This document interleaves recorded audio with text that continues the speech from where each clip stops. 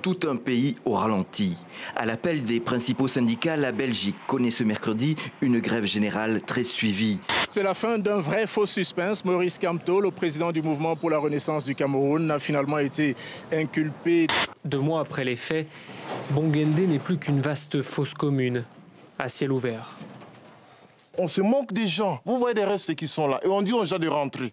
Imaginez, ce sont des bêtes ou bien des êtres humains qui ont une mémoire et une sensibilité.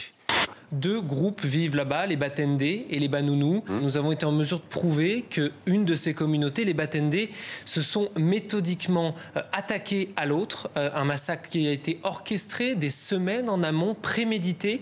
Pour les Américains, il s'agissait de s'appuyer sur ces membres de l'Union européenne pour créer une minorité de blocage et amener l'Union européenne à composer avec les grandes décisions américaines, notamment la dénonciation de l'accord nucléaire avec l'Iran.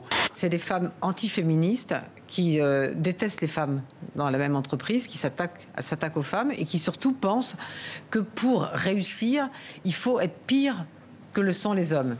Ce qu'on doit contrer, c'est non seulement les boys clubs, mais le fait qu'on nous apprend depuis notre plus jeune âge que l'autre femme est une rivale et non pas une amie, une alliée. Et la seule manière de contrer ces boys clubs, c'est non seulement de les analyser et de les dénoncer comme ce qui se passe en ce moment, mais de comprendre que ce qui peut nous sauver, c'est la solidarité entre nous.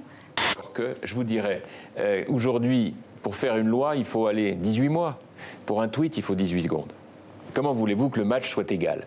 Du fait que le Maroc, après l'indépendance, n'a pas réussi rapidement à constituer un État civique, démocratique, ça fait que la crise reste là et que les jeunes ne trouvent pas l'avenir très ouvert. De manière surprenante, les recherches ont été bonnes. Nous avons besoin de plus de conteneurs, de plus d'espace et de plus d'infrastructures pour continuer. Nous sommes en train de réussir notre mission de récupérer une partie de l'histoire du Brésil. Pour la première fois depuis la catastrophe, la presse était invitée à l'intérieur du bâtiment. Entre poutres fondues et amas de débris, tout n'a pas été perdu.